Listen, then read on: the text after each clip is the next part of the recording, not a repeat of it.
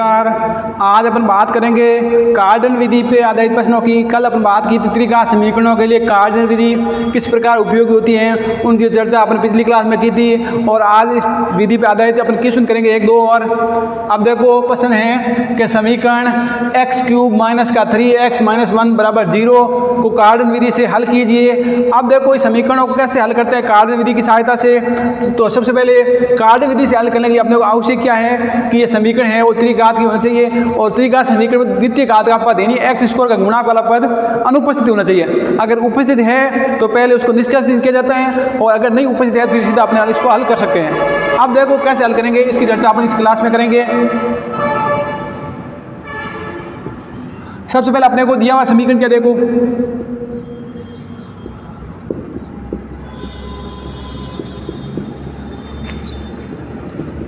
दिया हुआ समीकरण है x³ - 3x - 1 = 0। इसको आप समीकरण 1 दे दो।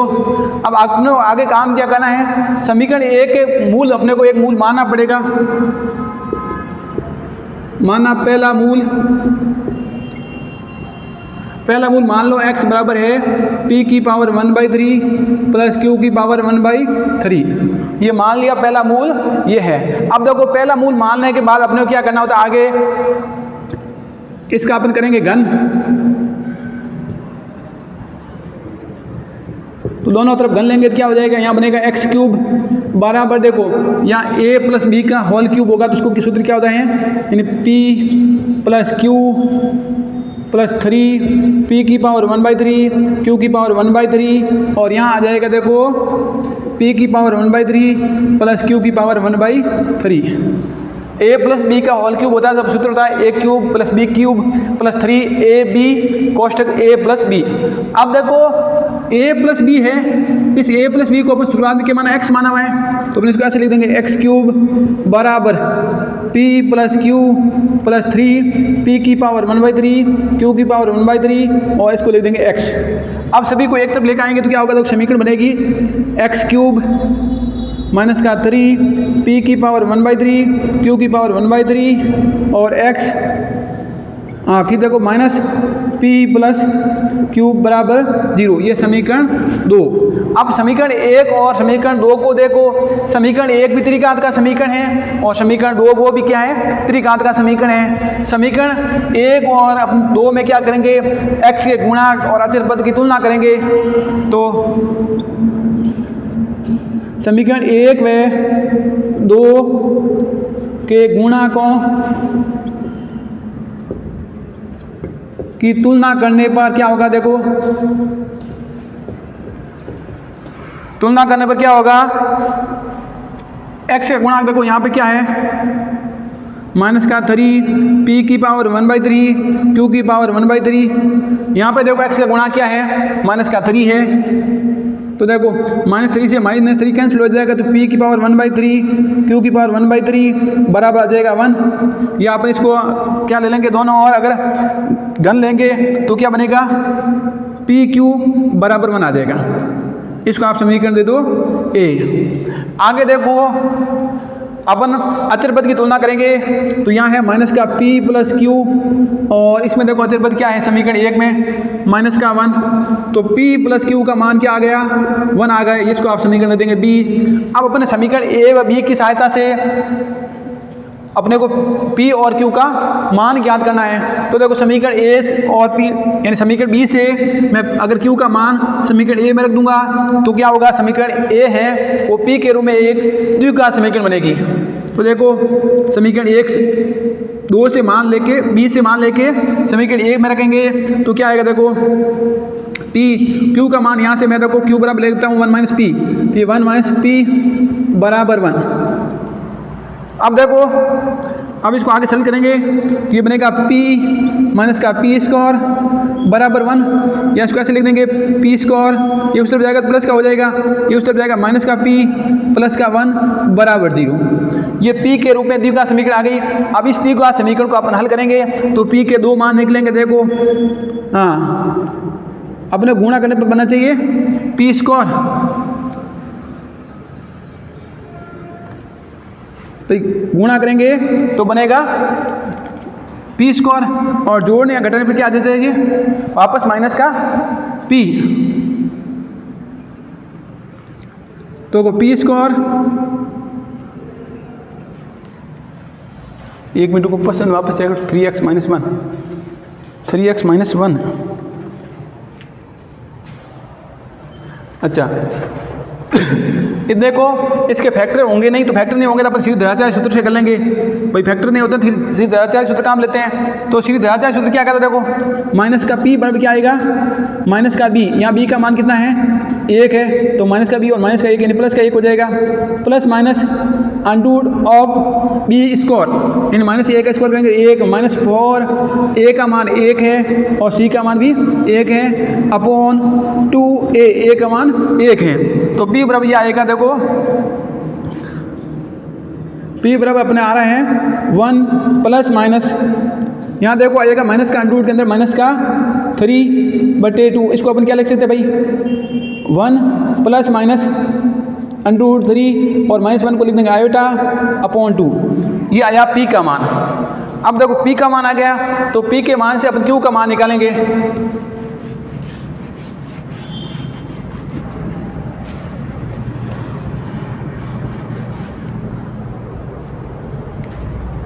अब देखो p का मान ये है, तो देखो p प्लस q बराबर क्या 1 है, तो q का मान क्या होगा, अगर p को अपन प्लस लेते हैं, अगर मान लो p बराबर अपनी ये लेते हैं 1 प्लस अंडररूट 3 आयोटा अपॉन 2, तो q का मान ये होगा 1 माइनस आयोटा अंडररूट 3 अपॉन 2।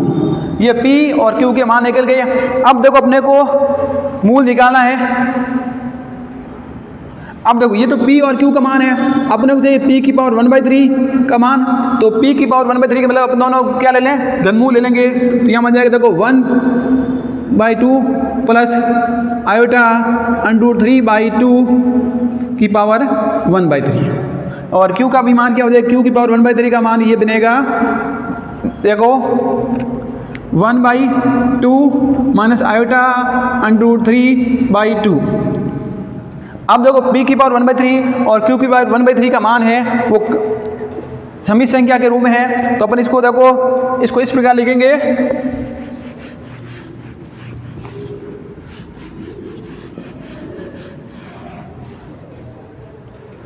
अब देखो p की पावर 1/3 और ये है q की पावर 1/3। अपने एक बार p की पावर 1/3 को लेते हैं, 1/2 प्लस आयोटा अंडररूट 3/2 की पावर 1/3 है। अब देखो अपने बेटा था ये समी संख्या है, तो इसको अपन किसके इक्वल मान सकते, ध्रुवीय रूप चेंज करेंगे तो इसको लिखेंगे r cos थीटा बराबर 1/2 और r sin थीटा बराबर आ जाएगा अंडररूट 3/2। अब देखो इसको समीकरण दो आप 2, समीकरण 1 और 2 का अपन स्क्वायर करके जोड़ेंगे तो क्या होगा, देखो यहाँ बनेगा आर स्क्वायर बराबर आएगा, देखो 1/4 प्लस 3/4, तो अपन आर स्क्वायर बराबर ऐसे इसको योग करेंगे तो आएगा 4/4 यानी कि 1 आ जाएगा, तो आर बराबर क्या आएगा 1 आएगा, यानी आर का मान 1 आ गया। अब अपन देखो इसको दूरी रूप में है, इसको आगे सरल करते हैं।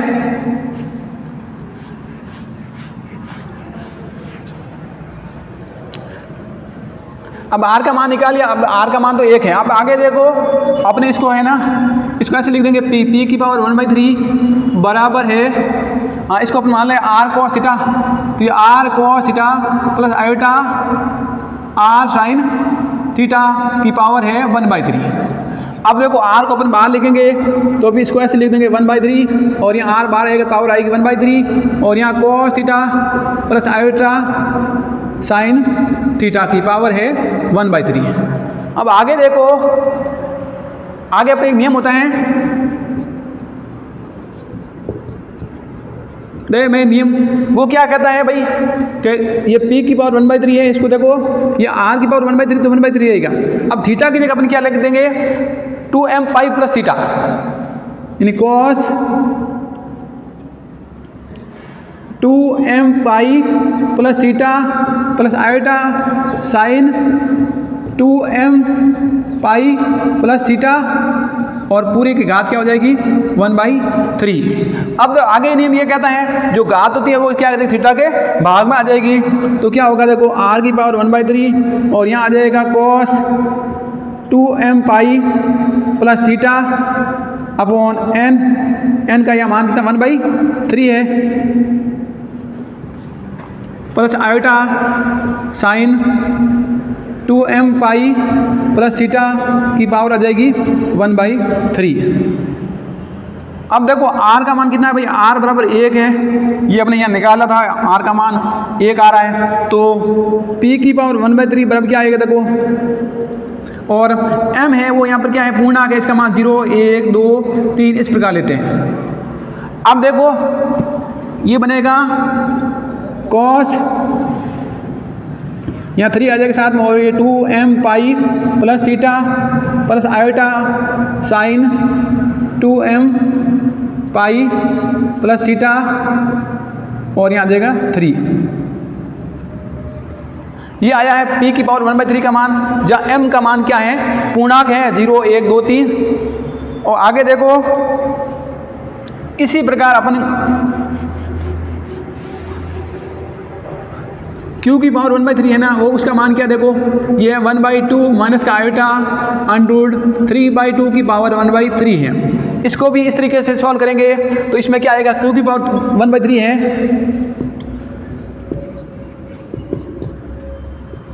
वो इस प्रकार आएगा देखो ये r की पावर 1/3 यहाँ आएगा cos 2m pi plus theta plus iota sine, यहाँ माइनस आएगा बीच में, माइनस का iota sine 2m pi plus theta. अब देखो इसको आगे सेल करेंगे तो ये आएगा 1/3 बराबर r का मान तो 1 है तो ये, और ये हो जाएगा cos, यहाँ देखो cos 3 2m pi plus theta minus iota sine 3 2m pi plus theta. अब देखो ये है p की पावर 1/3 का मान और ये है q की पावर 1/3 का मान। अपने देखो पहला मूल है और m का मान क्या भाई 0 1 2 3 ये है पूर्णांक है। अब देखो अपने बात की थी शुरुआत पहला मूल, अपने p की पावर 1/3 का मान भी निकल गया, q की पावर 1/3 का मान भी निकल गया। अब देखो पहला मूल क्या होगा,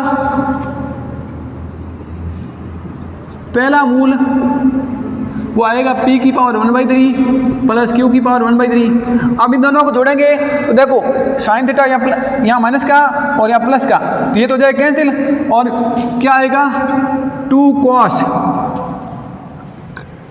ये देखो जुड़ेंगे cos थीटा और cos थीटा तो बन जाएगा 2 cos थीटा, तो 2 cos 3 2m pi plus theta ये आएगा, जहाँ m बराबर क्या है m बराबर 0 1 2 3 ये पूर्णांक है। अब देखो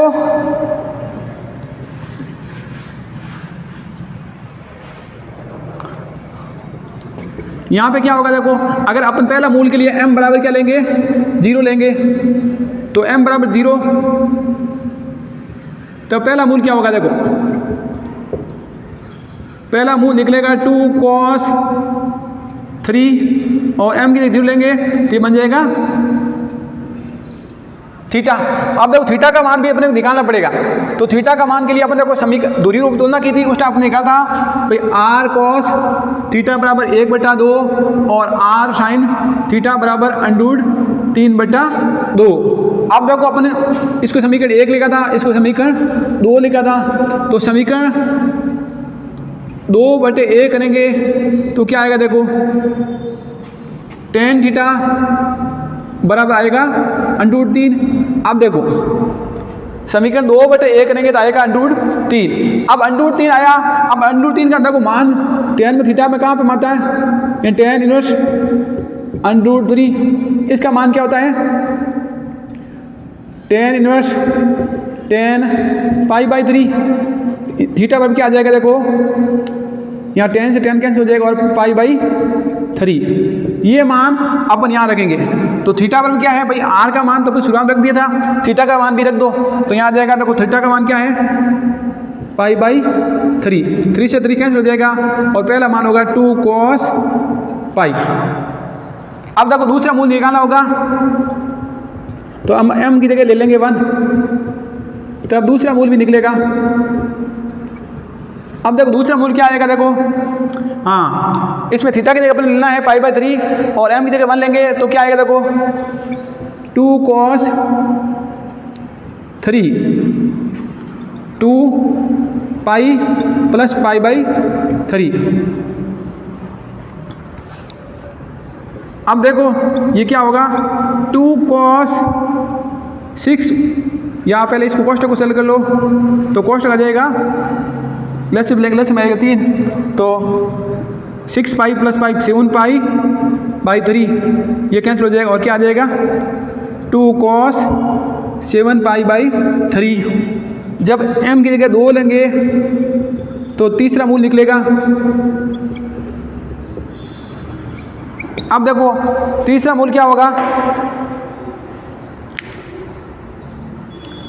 तीसरा मूल होगा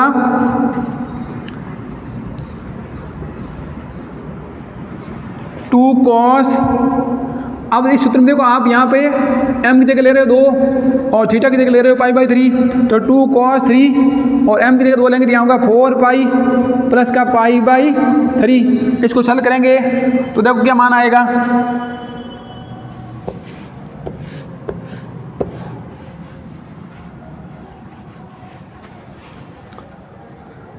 अब देखो यहाँ पे कितना आएगा 4 में से लेंगे 3 आएगा, तो 3 को 4 से गुणा कर 12 और 13 पाई, यानी कि 2 cos,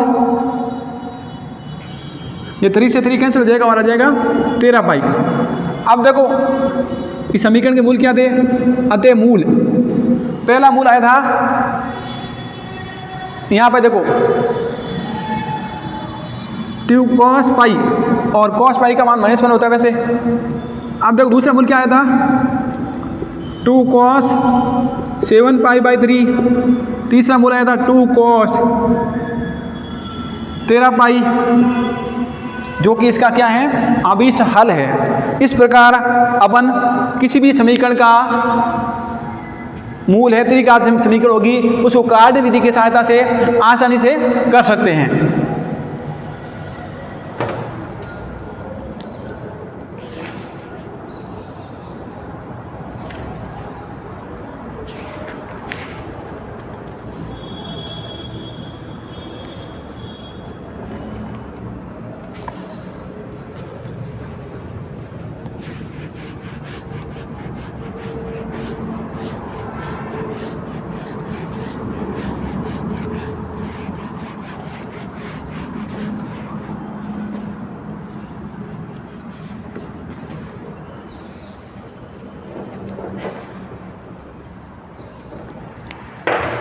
आगे देखो प्रश्न है x³ प्लस 6x² माइनस का 12x प्लस 32 बराबर 0 को कार्य विधि की सहायता से हल कीजिए। अब देखो इस प्रश्न में क्या है कि द्वितीय पद है वो क्या है, जो द्वितीय त्रिघात समीकरण है, लेकिन इसमें क्या है द्वितीय घात का पद यानी x² के गुणांक वाला समीकरण क्या है उपस्थित है। तो पहले इसका निष्कर्षण करेंगे। अब निष्कर्षण करने का तरीका क्या था, आपने बात की थी पिछली क्लास में। निष्कर्षण के लिए तरीका क्या है, अपन जैसे समीकरण ये है x² प्लस 6x² माइनस का 12x प्लस 32 बराबर 0। अब देखो ये समीकरण दिया हुआ है, तो इस समीकरण में क्या होगा, a0 का मान क्या है, यहाँ पर 1 है, a1 का मान क्या है 6 है, a2 का मान माइनस का 12 है। अब देखो अपने सूत्र था कि h बराबर, अपने h निकालेंगे पहले, तो h का मान क्या होगा, सूत्र क्या था माइनस का a1 upon a0 into n। n यहाँ पे क्या है, n है उच्चतम घात। अब देखो यहाँ a1 का मान क्या है, ये रहा a1 का मान माइनस का 6 बटे ए नॉट का मान 1 है और n क्या है, इस समीकरण की उच्चतम घात तो समीकरण की 3 है, तो इसका मान क्या हो गया 3। अब इसको कैंसिल करेंगे तो आएगा -2। अब देखो h का मान माइनस आता है तो अपन समीकरण में क्या करते हैं, मूलम 2 जोड़ते हैं, और अगर मान प्लस आता है तो समीकरण के मूलम क्या करेंगे, घटाते हैं। तो यहाँ पर h का मान क्या आ रहा है, माइनस का आ रहा है, इसका मूलम अपने क्या करना है, 2 ऐड करना है। तो अब देखो समीकरण के मूल क्या होंगे। अब इसका आप समीकरण 1 दे दो, समीकरण 1 में x के स्थान पर x प्लस 2 प्रतिस्थापित करने से समीकरण क्या होगा, द्वितीय पद का निष्कर्षण होगा। तो देखो अपन इसको ऐसे लिखेंगे, हाँ x प्लस 2 यहाँ आएगा a का cube plus b x plus 2 का square plus c x plus 2 x plus d होगा अचर पद बराबर 0। अब ये समीकरण 2 है, जो इसका अपने ABCD का मान निकालेंगे, जिससे क्या होगा, द्वितीय पद का निष्कर्षण होगा, यानी x स्क्वायर के गुणांक वाले पद का निष्कर्षण हो जाएगा। तो आगे उसका निष्कर्षण कैसे करते हैं, सबसे पहले अपन क्या करेंगे, इसको हल करने की विधि है जो अपने पिछली क्लास में बात की थी, उस विधि का नाम है संश्लिष्ट भाग विधि। अब देखो इस विधि से अपने इसको विलोपन ABCD का पहले मान ज्ञात करेंगे। तो मान ज्ञात करने के लिए अपन क्या लिखेंगे, इधर देखो, यहाँ इसके समीकरण 1 देखो, समीकरण 1 है, एक्स क्यूब का गुणा क्या है, 1 है, इसका गुणांक 6 है, x गुणांक -12 है और 32 अचर पद है। अब देखो अपने रिप्लेस किया गया, x प्लस 2 बराबर लिया, तो ये x प्लस 2 को अपन 0 के को देंगे तो x बराबर कितना आएगा, -2। तो यहाँ अपने को लिखना है -2। आगे देखो यहाँ पहले पद के नीचे लिखेंगे 0। अब इन दोनों को जोड़ेंगे तो यहाँ आएगा 1। अब 1 को -2 से गुणा भी करना है, 1 को -2 से गुणा करेंगे, 1 को -2 से गुणा करने पर आएगा -2। अब देखो इनको अपन जोड़ेंगे तो कितना आएगा, देखो -2 हाँ प्लस का 4। अब इसको इससे गुणा करेंगे -8। अब इसको जोड़ेंगे -20। अब इसको इससे करेंगे गुणा तो प्लस का हो जाएगा, देखो माइनस प्लस हो जाएगा और ये 40 हो जाएगा। अब इनको हल करेंगे तो ये आ जाएगा 72, ये आ गया डी का मान। अब इसको छोड़ देंगे, इसको आगे लेंगे, देखो अब यहाँ वापस लिखेंगे -2, पहले गुणा के नीचे 0।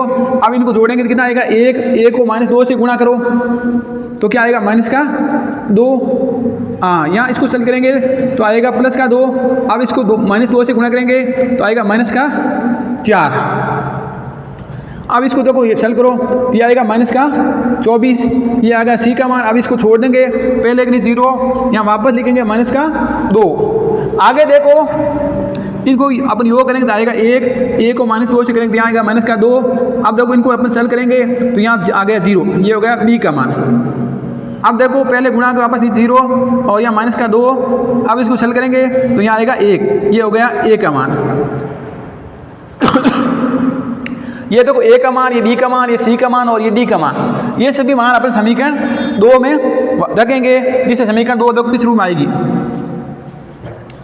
समीकरण 2 ए का मान क्या है, देखो ए का मान है 1 और अपन x प्लस 2 को वापस क्या रिप्लेस में कर देंगे, x प्लस 2 को वापस x में रिप्लेस करेंगे तो क्या आएगा, देखो यहाँ आएगा x क्यूब प्लस b का मान, देखो क्या है, b का मान आ गया 0, तो ये हो जाएगा 0 × x स्क्वायर प्लस c का मान कितना आ रहा है, -24 है, तो यहाँ आ जाएगा -24 x। d का मान क्या आ रहा है, देखो प्लस का 72 बराबर 0। ये आपने इसको ऐसे लिख देंगे, x क्यूब -24x प्लस का 72 बराबर 0। ये समीकरण 3। अब समीकरण 3 है, इसमें क्या है, जिसमें द्वितीय घात का पद है उसका निष्कर्षण हो गया है। अब इस समीकरण में अपन कार्डिन विधि से हल निकाल सकते हैं। अब देखो इस प्रश्न में कार्डिन विधि की सहायता से हल ज्ञात करेंगे तो कैसे करेंगे, थोड़ा तो देखो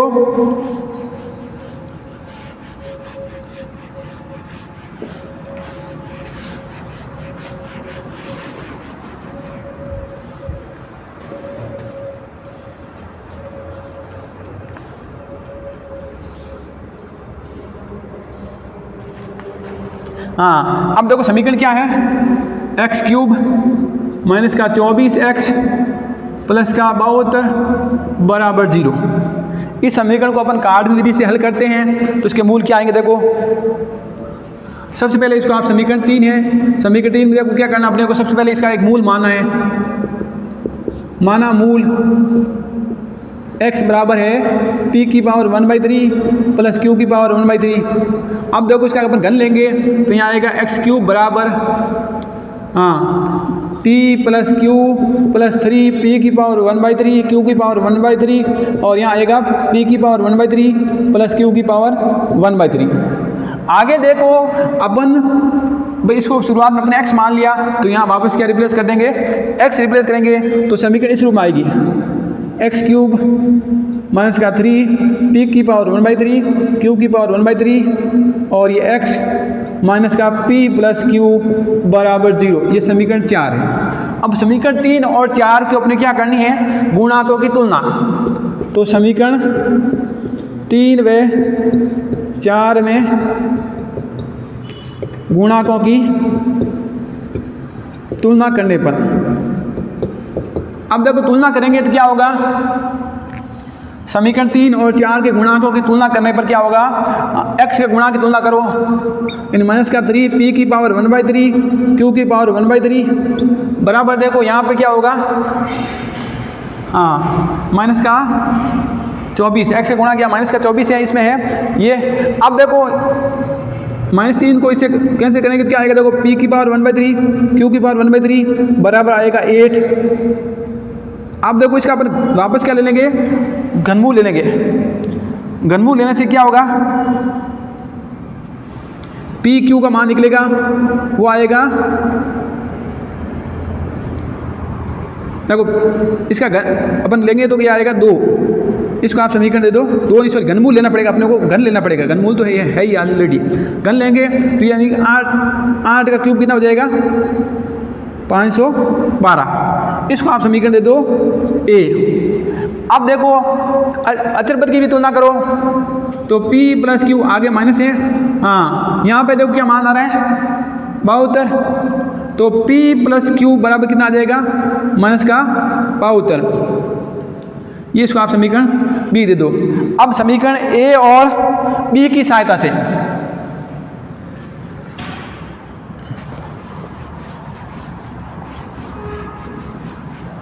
अब देखो समीकरण a और b की सहायता से अपने को p और q के मान ज्ञात करने हैं। तो देखो मैं यहाँ से अगर q का मान बनाऊँ और समीकरण a को पुट करूँगा क्या होगा, देखो यहाँ p q का मान क्या, देखो q का मान यहाँ से लो तो क्या हो जाएगा,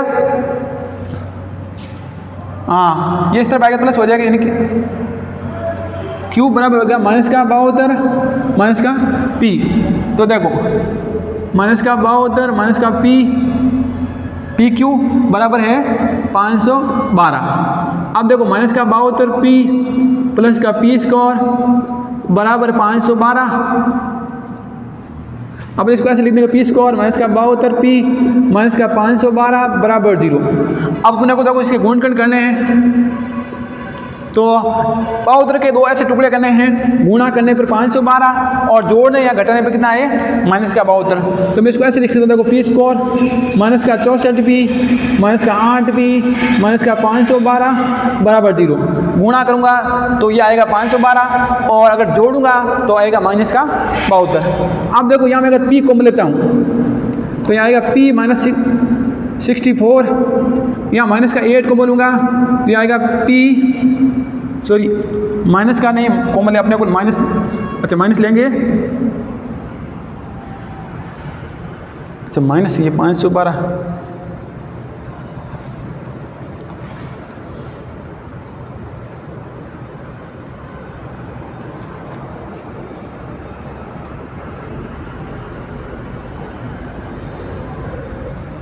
अच्छा इनकी कोई गलती हुई क्या, यहाँ तो प्लस का आ गया, ठीक है यहाँ माइनस का, अच्छा ये माइनस का नहीं है, उसमें चिन्ह में कोई गलती हुई है,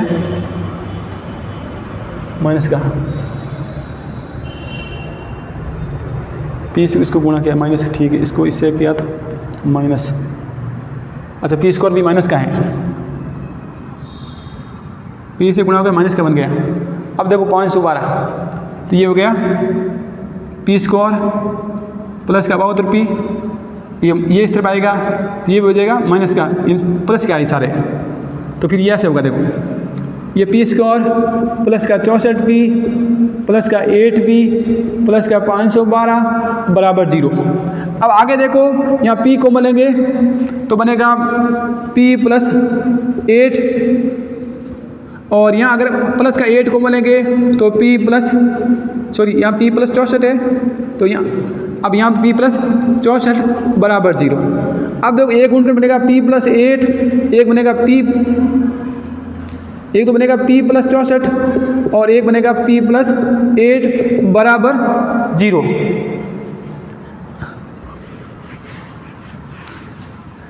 अब देखो p पर अपन मान लो पहला मान लेते हैं p प्लस 64 को 0 को लेंगे तो p पर आएगा माइनस का 64, तो p पर कितना हो जाएगा भाई, p की पावर 1/3 का मान क्या होगा, यानी इसका घनमूल लेंगे तो वो क्या आएगा माइनस का 4। अब देखो p का मान, ये भैया p का मान माइनस 64 ले रहे हो तो देखो p प्लस क्यू कितना था,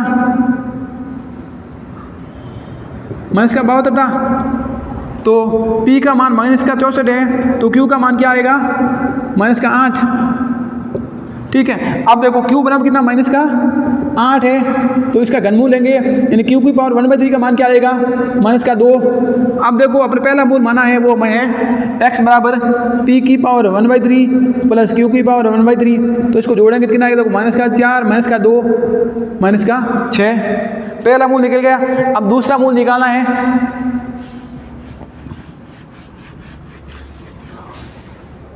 दूसरे मूल के लिए क्या करते हैं, देखो दूसरा मूल निकलता है ओमेगा p की power 1/3 plus omega square q की पावर 1/3। अब देखो यहाँ ओमेगा का मान कितना है, ओमेगा मान होता है 1 माइनस आयोटा √3/2 और p का मान माइनस का 4 है प्लस p की पावर 1/3 का मान है माइनस का 4 और ओमेगा स्क्वायर का मान होगा माइनस का 1 माइनस आयोटा √3/2 और इसका मान है माइनस का 2। अब देखो इसको हल करेंगे तो ये आएगा, देखो माइनस का 4 इससे गुणा होगा माइनस का 4/2 माइनस का 2, ये इससे गुणा होगा तो माइनस माइनस प्लस हो जाएगा और ये आएगा प्लस का 2√3 आयोटा प्लस, देखो इसको हल करेंगे तो माइनस माइनस प्लस हो जाएगा 2/2 यानी 1 आ जाएगा। आगे देखो फिर इसको इससे गुणा करेंगे तो 2 से 2 तो कैंसिल हो जाएगा, माइनस माइनस प्लस हो जाएगा और आएगा प्लस का आयोटा √3। अब देखो इसको अपन हल करेंगे आगे, यानी वास्तविक भाग को वास्तविक भाग साथ और काल्पनिक भाग के काल्पनिक भाग साथ जोड़ेंगे तो क्या आएगा, देखो माइनस का 1, हाँ यहाँ से देखो प्लस का √3 को मिलूंगा तो यहाँ बनेगा 2 + 1 यानी 3√3 आयोटा। अब देखो ये आया दूसरा मूल। अब तीसरा मूल निकालने के लिए, तो तीसरा मूल निकालने के लिए तीसरे मूल के लिए क्या लिखेंगे अपन, तीसरे मूल के लिए अपन लिखते हैं ओमेगा स्क्वायर p की पावर 1/3 प्लस ओमेगा q की पावर 1/3। यहाँ ओमेगा स्क्वायर का मान रख देंगे, यहाँ ओमेगा का मान रख देंगे। आगे इसको हल करेंगे तो देखो मान क्या आएगा, मान ये आएगा माइनस का 1 माइनस 3√3 आयोटा, यहाँ बीच माइनस आ जाएगा। बस कैलकुलेशन आप सीधी कर लेना। अब देखो तीनों मूल लिखेंगे। पहला मूल क्या था, अतः इसका अभिष्ट हल क्या होगा, अभी चल देखो पहला मूल है अपना भाई माइनस का 6, दूसरा आया था माइनस का 1 प्लस 3√3 आयोटा और तीसरा मूल आया था माइनस का 1 माइनस आयोटा 3√3 जो कि क्या है, इसके अभिष्ट हल है। अब देखो ये तो अपने समीकरण 3 के निकाले, अगर अपने को समीकरण 2 के निकालने होंगे, समीकरण 1 के, तो समीकरण 1 के मूल क्या हो जाएंगे, इसमें से अपने क्या कर -2 कर लेंगे, जिससे क्या जाएगा समीकरण 1 के मूल निकल जाएंगे।